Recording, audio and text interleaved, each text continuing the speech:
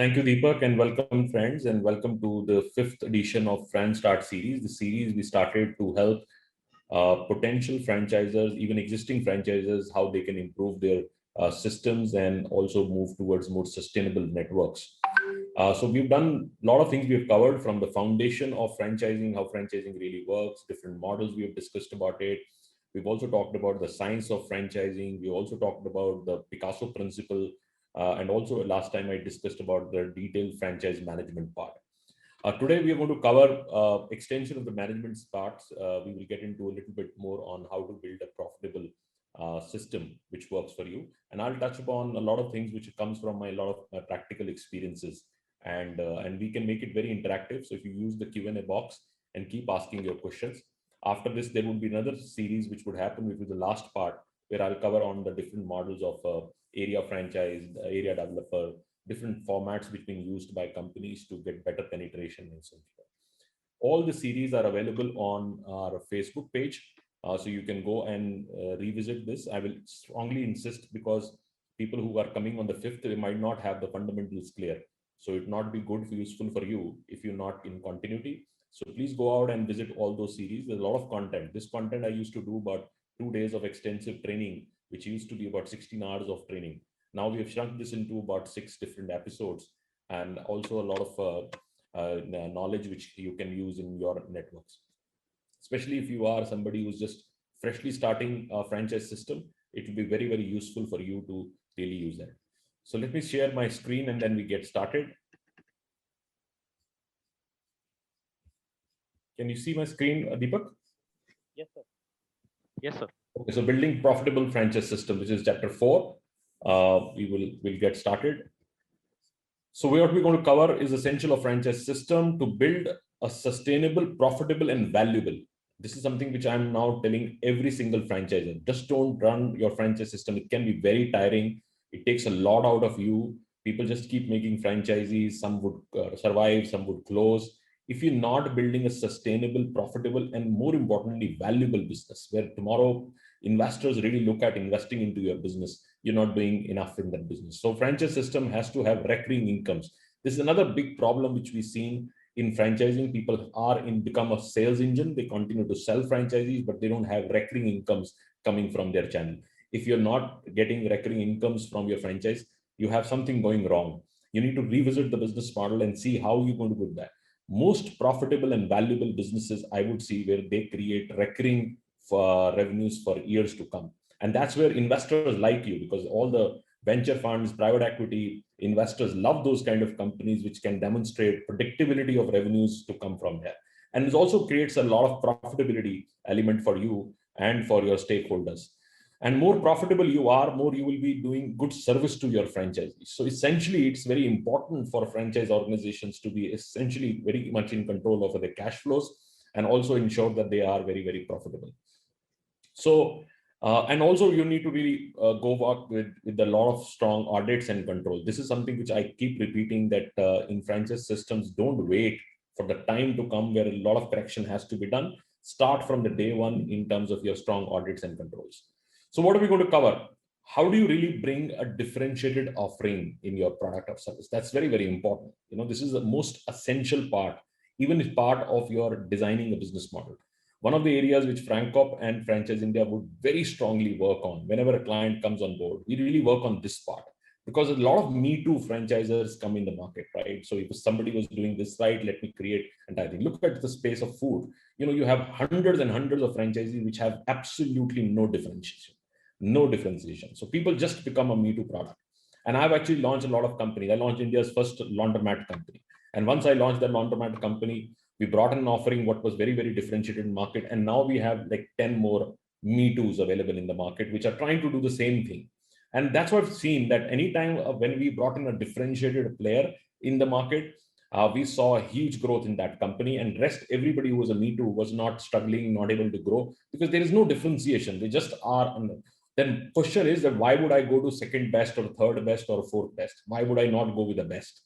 That's something which is, there is no second McDonald or a third McDonald or a fourth McDonald. Actually, if you really want to be, you're either a McDonald or a Burger King or somebody else which has a differentiated product. We'll talk about how you make yourself differentiated in the business.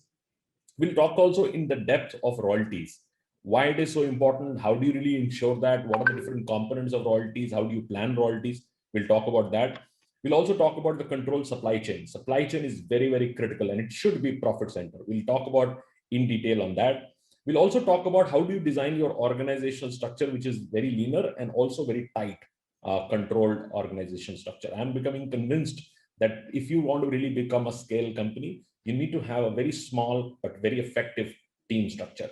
A very small, you don't have to really spread too thin. Times have gone where we build large organizations which are spread thin and functionality, effectivity was very low. Now is a time where we are seeing that we need to have much more tighter and much more stronger capabilities being built in. Strong training capability, what is objective, why we do training, what kind of trainings is required. We'll also talk about franchise audits. And finally, we'll talk about the most sensitive part of franchising, which is the relationship management. Managing franchisee relationships is the most sensitive and most demanding part of your franchise journey. Like, this is most ignored, but I have realized that your make or break of any franchise network would be about how you manage the relationships in your franchise network. So let's get started. And if you have questions, keep asking. After every topic I cover, you can go out and ask a question, and I will love to answer that question for you. And it will also help others who've joined in also to get some information. So I call it about 13 odd ways you can stand out and differentiate yourself in your brand strategy. That's very, very important. How your 13 ways, which is very, very important to do that. First is, how do you really bring your pricing right? And how to price? I have seen a lot of brands which come in the market which trying to be cheaper than the next player which is available. And that's the biggest mistake you would do, you know. And price is very important. How do you really position yourself? What do you really want to offer? Sometimes even going higher is more advised. I've given a lot of companies who come to me, even if they're a startup and they have a bigger, stronger competition available in the market, and they have a differentiated product, I say, go and take a bigger position, take a higher position. And once you take a higher position, you'll find your differentiation. Like, for example, like there's a company called Biryani by Kilo. Now, this company, when they came in, they didn't take a commodity approach. Everybody was going in and making it cheaper. They went up. They went up and said, look, we would take our own time to deliver, and we will also charge you higher. When they said higher, it clearly said we are also higher quality, right? So sometimes just going and charging yourself or putting yourself low is not a strategy. Absolutely not a strategy. Sometimes going up and creating bigger value is more important, especially in markets like India, because almost everybody tries to be a value player. And if you really take a position a little higher, then it is great. Find your niche. Why would people come to you over other brands? This is something which almost every brand comes to me. I ask the same question. I say, why you over any other brand? And most of the brand owners find it very difficult to straightforward answer. And they will go around and say, we have better service, we have better that, we have better. Actually, there's, unless and until you have differentiation very clearly spelled out, where is your niche? What is what you have different to any other player? You see so many Me Too players. I mean, there are 50 franchise companies in pharmacy. They all pretty much do the same thing. The same thing that. What is your niche? Why would you be different? Like Apollo, when they came in pharmacy, they launched ATM principle, ATM in I think anytime medicine. It was a good story. It was a good story of 24/7 medicine available. So find your niche.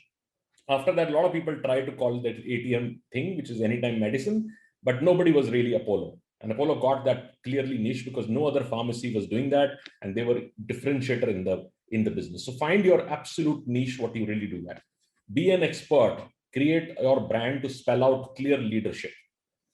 Being popular is not important. Being spread is not important. Being in leadership position, that's very, very important. And that would need to you to demonstrate as a company why you are in that leadership position. What is special about that?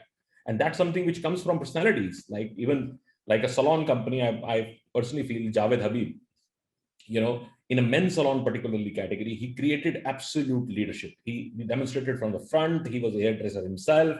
And he always did that. And he still, I think, continues to do that. And that's why his brand has been able to sustain so long. So he is clearly somebody who knows his job better than anybody else. So he brought a right personality, always demonstrated that nobody knows better than me because I am in the trade. I am the one who does hairdressing myself.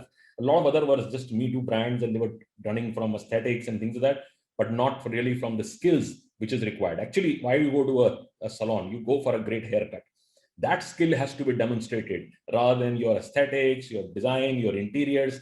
That has no importance. That's why I like Javed Habib's brand, because it's gone to about 800 odd franchisees, and a lot of other players are struggling even to get their answer done, because he was leading clearly from a leadership. Unique consumer purchase experience, how customer is purchasing you, what differentiation it is creating for entire. It can be any kind of a differentiation. We all know the story of Domino's 30-minute delivery, right? That's how this organization became global and very, very successful. Very clearly they felt that that was a clear niche. It was just not about the quality of product. Quality was still, reasonable, but the speed of delivery was very clearly the answer which Domino wanted to clearly create. What is the last differentiated structure of your purchase experience? Unique brand collaterals and communication, also very different, because a lot of people, if you really see their communication, like there are like 50 burger brands out there which are homegrown, they pretty much look same. They have the same photo shots, they have the same structure, they have no differentiation, they have no structure. But if you really learn from these international organizations, almost everybody stands out completely. They have their own maybe mascot or a shock value or something which is very clearly cutting out, and you can say, oh, this is different, this is something which is very good. And more different you are, more you will get your own opinion makers who start coming to you. So that's very, very important to understand how you really create a differentiation in your entire thing. All these things, a Francop would work very, very closely with the client. Define your legacy, heritage, and source. This is also very important. Like I'm working on a company which is, a mineral water based brand, which we're trying to take it everywhere. And they're actually sourcing it from close to Ganga, one of the best places from there. And we are trying to do this whole sourcing element in that. How do we create that niche? How do we produce that? There is a lot of, sentiments along with this water, which comes from sources or patches of Ganga. So there is that piece, it's becoming very well. I worked with the one company which I relaunched, came from heritage, called Kakeda Dhaba. And this was just a one store out of Connaught Place. And when they started, they had no idea. They were just telling it. And we built the whole history behind it. Like similarly, we did with Kareem's. Again, we brought in the legacy of the brand, how it started from Jama Masjid, what is the background, who were the chefs for the Mughals, and a lot of these things. So if you really see, people like that. People like this legacy, heritage, sourcing, where it is, why it is so important. Like look at these brands from Italy or France, or even now UK, they have used this very clearly. So the destination, anything which written Paris on down, it becomes more fashionable. Anything which writes Milan and down becomes more quality. So you really clearly see how companies have really used that. But why Indian brands would not use? Why New Delhi would not be so important to being a French or a Paris or a Milan or something like that? So we need to really see also sometimes when we're doing a brand positioning, how can we really do that? Sometimes even you're a heritage brand out of a particular city, you need to really celebrate that part. So that's very important. Innovative offering in terms of how do you really define category and simplify the problem, right? So we have created a lot of category brands. I love creating categories, because I feel that whenever you create a category, people just fall from that. Even in niche, like I look at, a lot of other brands. We created a company called Belgium Waffle. We worked with them. And that was a company which first came in and said, I'm a waffle brand, right? Very clearly waffle brand. Waffle was a very clear niche. Look at this company. This company went about 250 odd stores, and a lot of other Me Too who came in after that, all struggling. Almost all of us struggling there. Most of them are closing down, but this brand continues to still survive. If you have a particular leadership in anything which you do, go and claim your leadership. That's very, very important. Claim your leadership, continue to talk about that, and you will see that you will get your own audience, and rest everybody has to follow you. That's very important. Make it convenient, consistent over delivery to your customer service consistently. It doesn't happen in one slogan. It doesn't happen in that thing. If you consistently go out and repeat to your customer and keep reminding that you are good at this, they would start becoming your kind of a subscribers. And that's how it happens. You get a chance with a customer, continue to repeat that, continue to repeat it. This is kind of culture which even I've done in Franchiseindia. Like when we started this digital webinars, for last 14 odd months, not even a single day have gone, because we have done consistently. A lot of people try to copy that, but they not able to do that because they will do sometimes, they will not be able to do other times. If you are somebody who becomes extremely predictable, you get your subscriber base, which starts loving your brand and so on and so forth. Tell your brand story. This is very important. How you evolved, how it started. Sometimes young brands also have a great brand story, how they came up, how they were really evolved, what was the problem they're trying to solve. All this is very, very important for people to do. Sometimes there is an investor who connects with you in the same manner, because if I was also trying to solve the same problem, I also saw the same concern. And because of listening to your brand story, I want to connect with you. This is something which founders are doing it. If you see, LinkedIn today is actually become a great platform for founders to talk about their brand story. They continue to share their brand story, what the brand stands for, and they would build a lot of confidence in the investor groups. And slowly, investors start following them, and suddenly they don't know when they get attached to the brand and want to invest in the brand.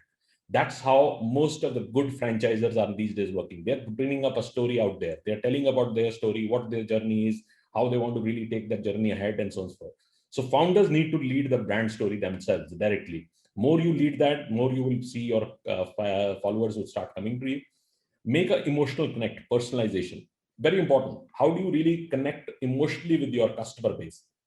And how your franchise brands really spell that.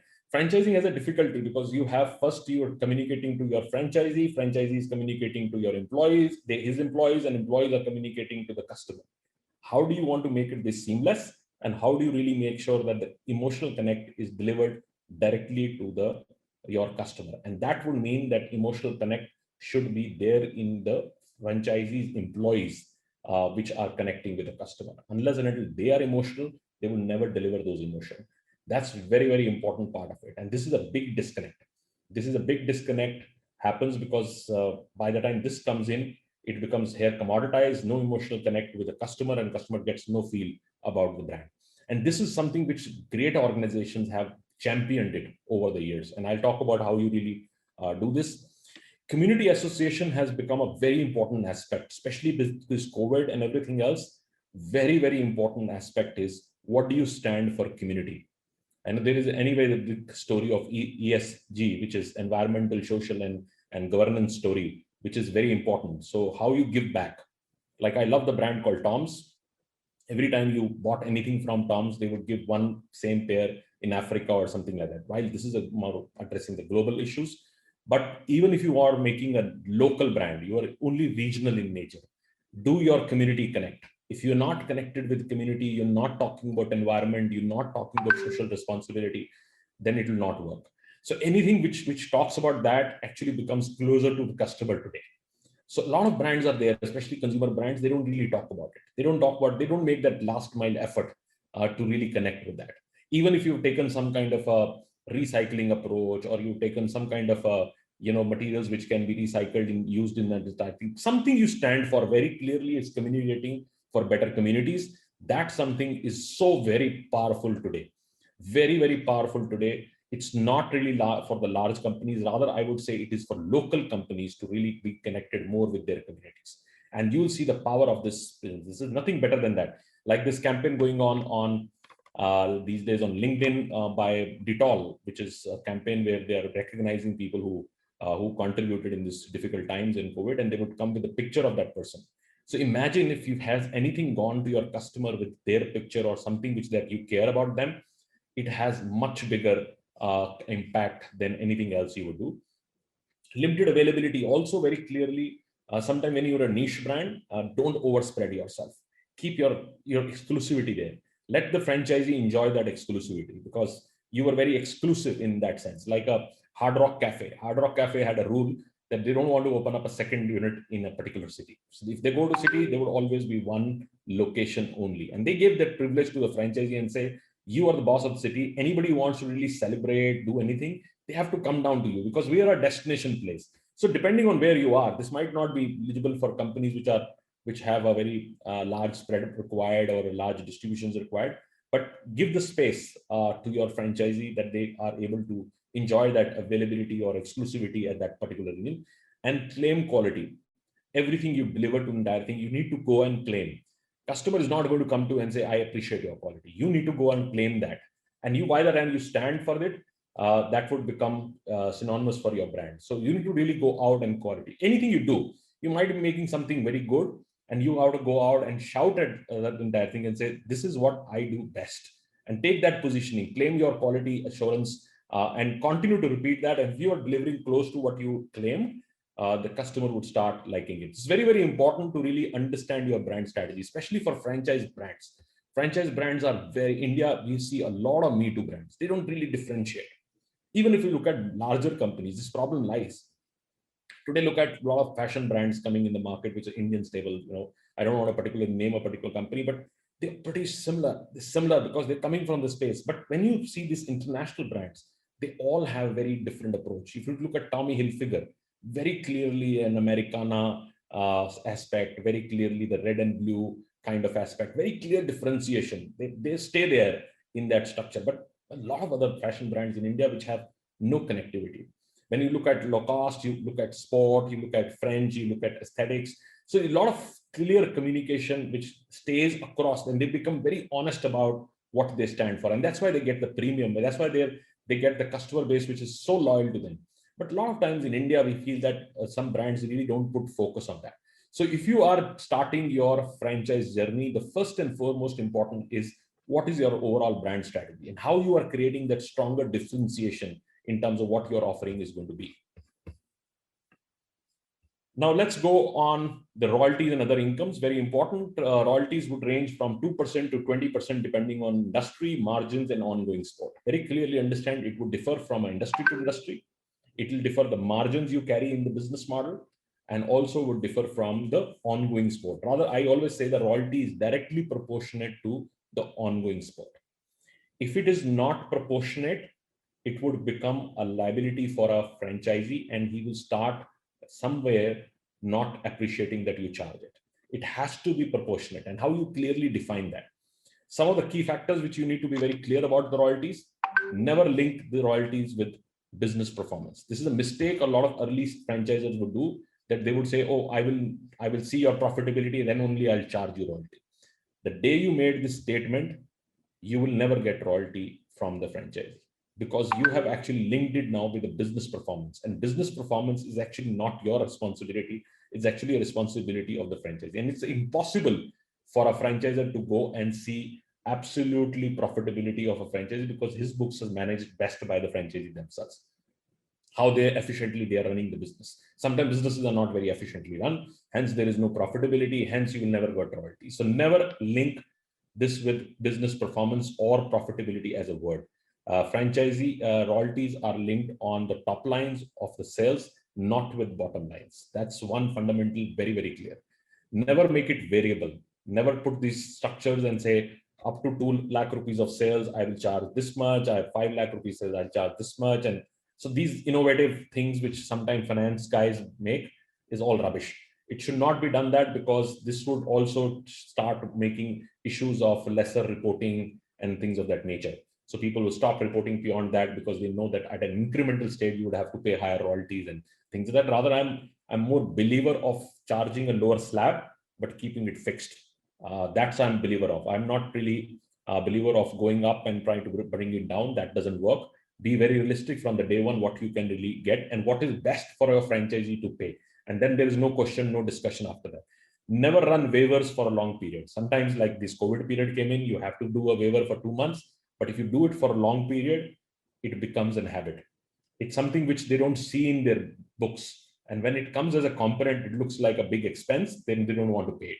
And most of the issues really start from there. I've seen business which are profitable really going out of the company because of this issue of not paying the royalties. Encourage franchisees to make timely payments. If you encourage them, reward them, people who are very regular, give them encouragement of why if they paid on time and they're always on time, what kind of benefits they get out of it. It's very important to build this as a culture, so that you start really getting appreciated of, you don't have to ask, they are very clearly giving the payments in the right sense. Royalty payments, especially in the service businesses, because royalties are often charged in the service businesses, is a very, very important component to see your business, is it valuable or not. I have seen a lot of franchisees who have no royalty incomes. They only depend on upfront franchise fees. Upfront franchise fees is good for them, but they're not building value.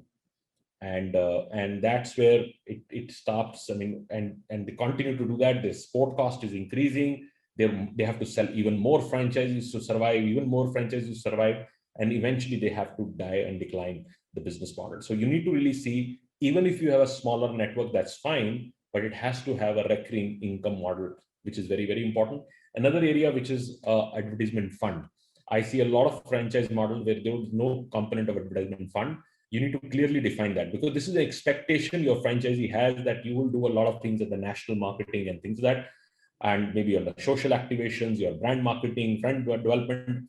But if you don't have that fund being incorporated and very clearly define that, I will put these royalties as separate and an advertisement levy as a separate. And advertisement levy can also have, tomorrow you can create maybe a small advisory team, fund advisory team, which can have maybe 3 members from the franchisor and 3 chosen franchisees to also be part of that. They can all brainstorm and say how this fund has to be used, what kind of activations you need to do. If you do it in isolation with not involving the franchisee committee, then you can have challenges on that. So you need to really see that how you can really take their buying in also, so that they also appreciate that this is something which is important. Then also technology also should be charged to a franchisee, because technology is a constant upgradation and investment.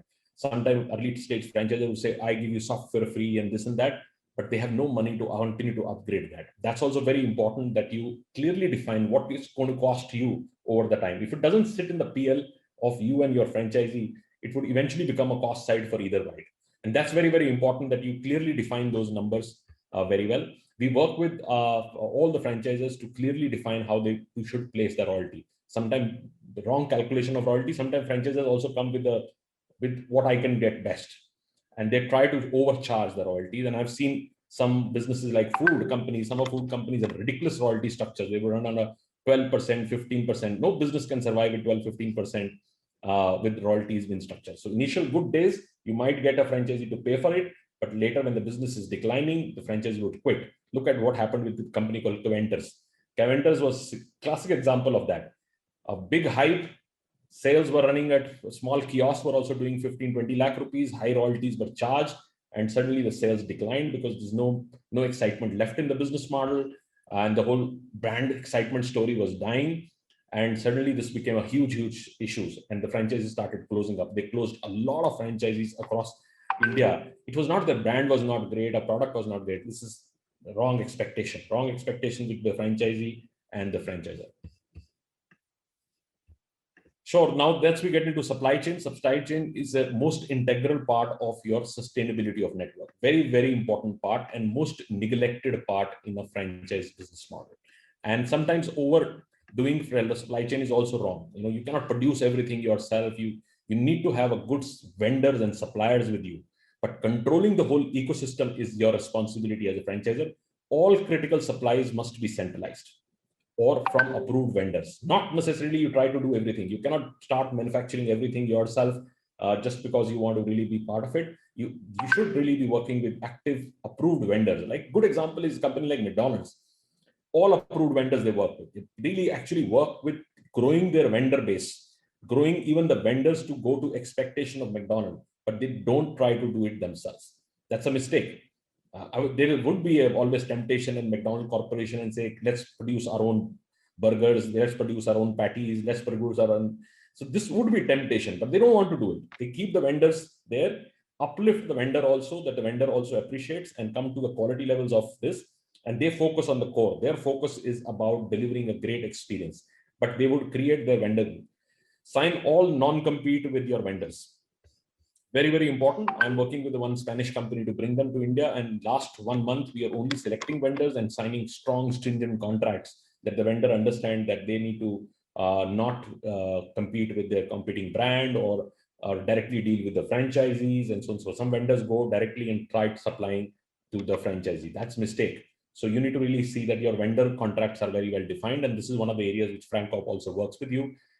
Be firm and flexible. Brand experience is non-negotiable, which means when I call firm and flexible, things which can disturb your brand should never be allowed for a franchisee to local source. For example, packaging. Packaging, your bags and things like that. If you try to say that this is a bulky and the commodity product, so otherwise franchisee would say, let me source it locally. I will get it much cheaper than what you're sending me. But it's non-negotiable. It's absolutely non-negotiable. Look at from the industry, this watch industry. I've worked very closely in the watch industry to bring a lot of international luxury brands to India. They don't allow any change. If you go to even a generic multi-brand watch store, say go to Kapoor watch company, which is a popular watch company in Delhi, and you buy a Redo. When they have to sell you Redo, experience of Redo would be completely in line. The box, the bag, everything would be Redo. So they want to really control entire experience journey. That's non-negotiable. Imagine you're coming out with the Kapoor watch company and buying a Redo box inside that. That doesn't go with any watch company. They are so stringent that they want to really control the entire brand experience on that. That's non-negotiable. And sometimes they have to pay, franchisees have to pay a very high price for it because it's a bulky product, shipments and all that takes the price up. But these are non-negotiable things for them. Flexible are things which are local purchase, like some raw material which is locally better to purchase. Then you will also work with the franchisee to do that and continue to audit regularly. But you have to continue to work on improving the pricing, because sometimes when you start, your economy of scale is not there and you're charging a little higher. Franchisee is not appreciating, but you are telling franchisee that I will continue to work to bring the price down as we hit the economy of scale. Make it convenient. This is another area why supply chain franchises go out and start sourcing locally. It's not about that they were not really happy of giving you the price. It's not so much a price differentiation. It's about predictability. I ordered you something today and you gave me 2 weeks after that, and my downtime started. I lost a lot of customers because I didn't have that. That is the one thing which tempts a franchisee to start doing entirely. So you need to bring predictability. And this also happens because franchisee doesn't know when to order. So they go down when they're almost done and over, say, I'm running out of stock tomorrow. I'll in the evening today and go to a franchisor and say, I need the stock. And then I will start crying and say, I would need to have this situation right away. I'm losing customers, send it by air, send it by. So this all is wrong. It's all about not defining your predictability of your supply chain, how the availability has to be there. And so it should give the comfort. Very clearly work out that structure, when the order cycles have to happen, when the money has to come in, how much time it will take for you to procure, how much you need to what I call keep stock in hand. So all that pieces are extremely, extremely important. Keep your supply chain as a profit center as a cost versus cost center. This is another mistake a lot of franchises do, because they're making a lot of money in selling franchise royalties. They feel that this sport should come from me, and eventually it become a cost center. And when you have cost center, you're not able to maintain it properly. If it is a profit center, you make maybe small money in doing this, but it should be a profit center for a franchisor. Quality and long-term approach. Give your franchisee a sensibility that you are doing this because you want to ensure a long-term quality. Long-term quality is very, very important. An effective supply chain helps sales forecast. That's also very important. Like if you know how much supplies you've done, you would also know how much sales is going on in a franchise. That's very, very important, because you would know how much is the usage of a customer group. And this is something which everybody used to do. You know, in Cafe Coffee Day for years, if you go and ask for another cup just free because you want to share, they will not give you. That's non-negotiable for them, because they know that every cup is a sale to them. And this would bring in also a lot of audits for you, for your franchisee, and a franchisee for their staff, to make sure that this supply chain really gives you them all the predictability of the sales cycle, so they know how much has been sold on the business model. So these are very important aspects of supply chain. Now, how do you really design organizational structure? I would say don't have a very large teams. Keep leaner teams. Maybe the entire organization, if I have to design a franchise organization, apart from some what I call support structures like HR and other areas, I will put the entire team into about these 9 different heads. These 9 heads are franchisee facing, and they are process leaders. Everybody drives the process, and they have to be franchisee facing roles. Build culture of improving franchisee performance is the only objective. So all your franchise teams might see different roles, but bring them together and say, we collectively as one team has only one role, which is the improving franchisee performance. Improving franchisee performance is the only objective for all these teams. Keep the service attitude. They need to be in the servicing attitude towards their franchisee, but with authority. Otherwise they become complaint boxes. They just are recording complaints if they don't have authority. So while I have a service attitude, I would like to service you what you want, but I also have authority that I drive what needs to be done in your business. That's very, very important. Encourage your weekly reports. So departments would be franchise sales. You need to have a new franchisee opening team. You need to have a franchise development team. You need to have a head of training. You need to have a head of audit. You need to have a supply chain head, a head of brand communication, very, very important. And brand communication should not be a backward function. It should very closely interact with your franchisee. Very, very important aspect in your franchisee performance and strategy building up, because every location is unique. Every location has a different demand structure, very unique. Commercial and finance head, very, very important function because of especially royalties, supply chain, reconciliation of accounts and everything, and head of technology, which needs to be done. So these are 9 departments which you would need to have in your system to really ensure that your franchise system works well. Then let's understand training. This is some of the observations I have over the years. Only 40% of franchisees agree with their franchisor leadership team that has a clear strategy to protect the future of their network, which means they don't agree on the strategy itself, right?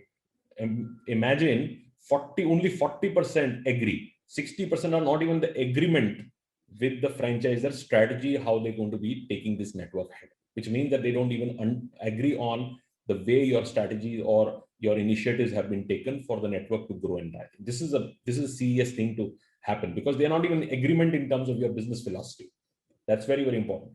Only 30% or less agree their network is staying fresh and innovative, which means most of the franchisees, 30% or less, which means 70% and more franchisees don't feel that the network is fresh or growing or has been innovative. So they're already feeling the fatigue. They're already feeling the fatigue that this is going nowhere, or this just struggling or surviving.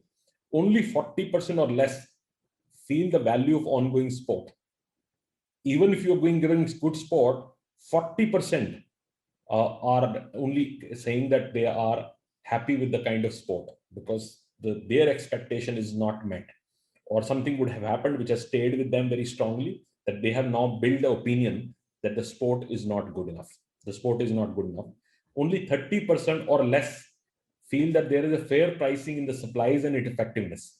So all the supplies which are coming to that, they feel that this is fair pricing. They would otherwise, 70% or more would feel that the pricing is not fair. And only 20% or less actually live the brand. Now, this is very unfortunate that you have given a brand to somebody else as a franchisor, and they have actually paid money to hold the brand, but only 20% or less actually feel and live the brand. Now, this all are problem areas of franchising. Sometimes when we're designing training, we don't really understand what is the gap area. And we just try to create another functional role in the business. Functional role would be onboarding of a franchisee, training his team, putting them in structure. But if you look at these statements which I've made, none of that really talks about that people have not been trained in tactics. What is the biggest gap? The missing is the culture. Culture itself is not delivered.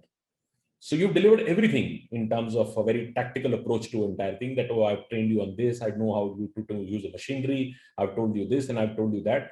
But if you really see, none of this above actually is all about that. It's about the culture.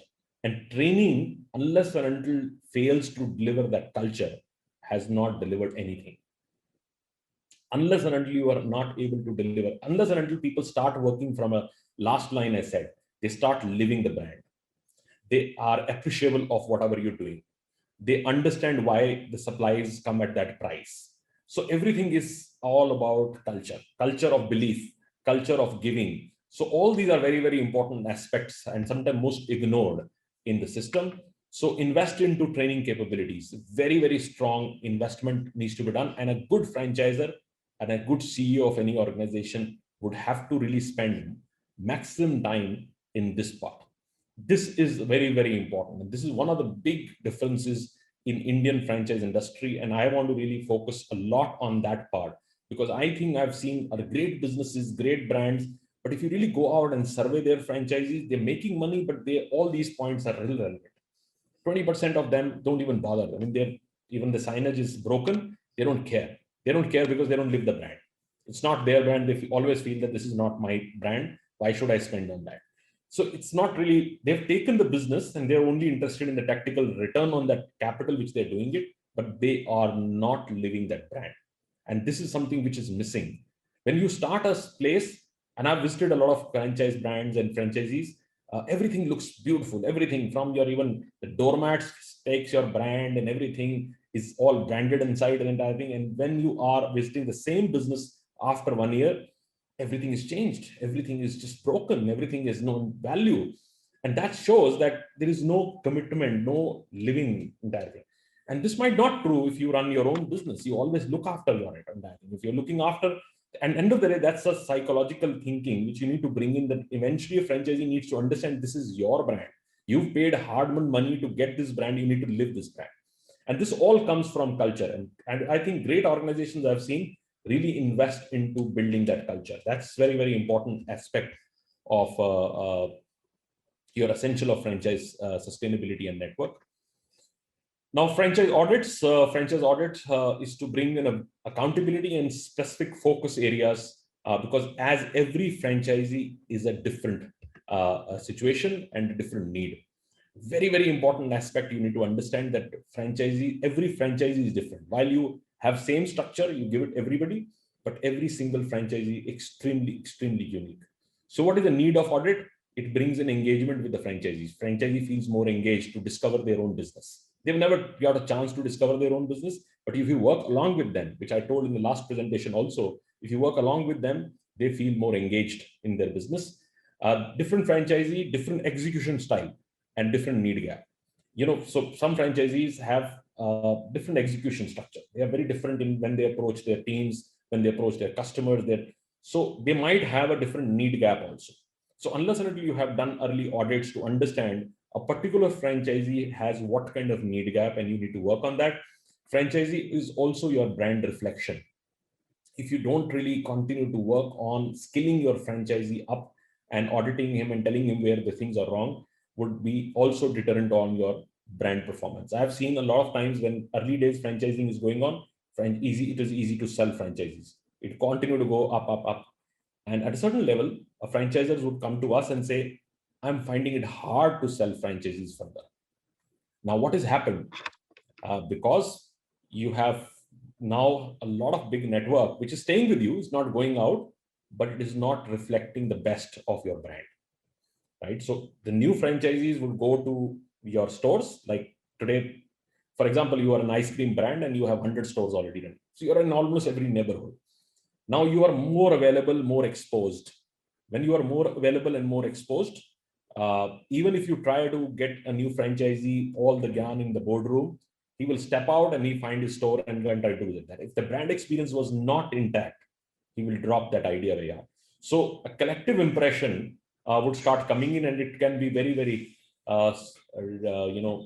dangerous for a franchisor if this all is not very connected and also not giving a collective brand experience. How to report and put an action plan, put a corrective and progressive action plan, set mutual accountability, follow strict guidelines with your franchise. You need to chase them out. If you found some gaps in that thing, chase them out every single day, bring them to accountability. And if you find that regular audits you've done and the repeated gaps are continue to be repeated in their system, then you need to serve the notice for cure. Notice to cure is normally 15 days, 21 days, sometime 1 month, sometime 2 months also, depending on the business and so on so forth. And if it is not still done, it is followed by termination. This is something which I feel the franchisor very early on have to start. And I can tell you, not only, the percentage of companies doing this would be less than 1%. If 100 franchises are there in the market, less than 1% have a proper audit capabilities in the system. So they would not do forthcoming and right audit. They would be very reactive. If you ask a franchisor what you need, what is a challenge, they would give you solutions, but they will never come and audit the business model. Even the large companies have this big problem. Nobody really follows this audit. Audit is the very, very important aspect for a franchisee performance. Now, franchisee, this is the last part of my today's presentation. What is the franchisee relationship? Now, relationship is very delicate in franchising, because there is a huge expectation mismatch, and it can always, and it is not it's a marathon. You cannot please anybody in the very short run, because it's a very long period when the franchisee stays with you, and over the time they would find the benefits of why they were there with you and so on and so forth. It takes a minimum of 2 to 3, 4 years by the time the franchisee starts belongingness in the system.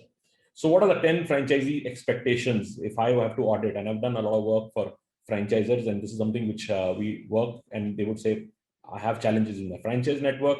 And if we pick up, say, 10 franchisees and try to ask them and say, what is your question? These would be questions coming in. First, help me reduce my business expenses. It's too expensive to run that business, right? So a lot of cost is there. So they're complaining about everything. Why I had to hire so many people, why I had to spend this much, and how I want to do that, why my supply chain is so expensive, my food cost is high, my this is high. So they would always talk about their business expenses, which are going beyond their control, because expenses in businesses are always the biggest or visible area of stress, and it builds stress for people. Second is, I need more leads and sales. So they would like to put the responsibility of sales and leads on the franchisor and say, give me leads, give me sales. If you give them leads, they would complain that these leads are not converting into sales. Eventually, they want you to participate in getting their sales going or revenues coming in the structure. Reduce my operational issues. So they have smaller issues also, which they would not be able to control. So they want you to reduce those issues. Give me a better staff. I don't have a good staff. I was promised to give a better staff, but what staff you have actually provided or trained for me is not good enough. So this another big problem really starts from when franchisors go and make big claims of saying that we will provide you the staff. The day you told that you will provide the staff, you have done a biggest mistake.